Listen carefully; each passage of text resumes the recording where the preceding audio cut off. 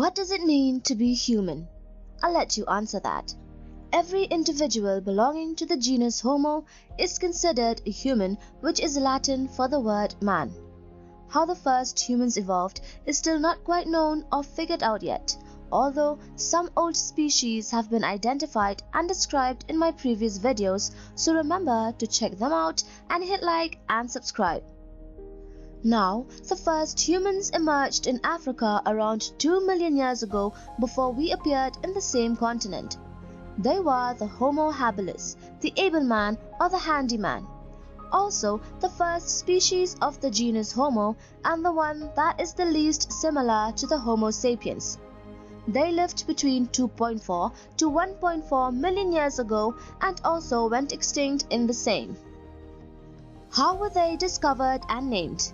In 1960, a research team at Gorge in Tanzania found fossil remains of a species that seemed to fall in the gap between the Australopiths and humans.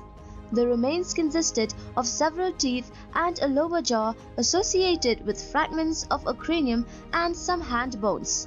Studying the fossils gave them a whole bunch of evidence to allow them to put the new species in a different genus. In addition, they also discovered that H. habilis behaved in a human-like way too, and also described the increased cranial capacity and comparatively smaller molar and premolar teeth found in the fossils. The bones of the hand and feet suggested an ability to manipulate objects with precision just like humans, and in 1964 they finally named it Homo habilis, identifying it as the first true human species to evolve. They possessed some ape-like features such as long arms and a moderately prognathic face. Their cranial capacity was slightly less than half of the size of the modern humans. The average male stood 1.3 meters tall, weighing 37 kgs, while the average female was 1 meter, weighing 32 kgs.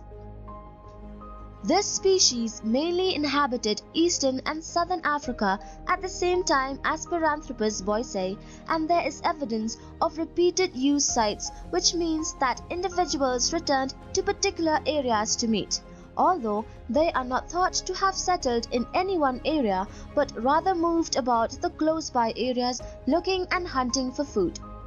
Another reason that kept them on the move was because the species evolved in Africa at a time when traditional forest foods like fruits were becoming scarce, forcing animals to seek out new nutritional sources.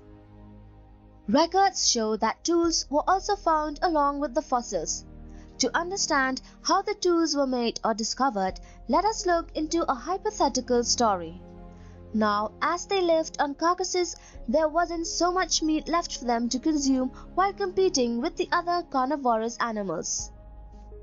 Licking off the bones, someone or an individual of this species might have somehow broken off a bone, discovering the bone marrow.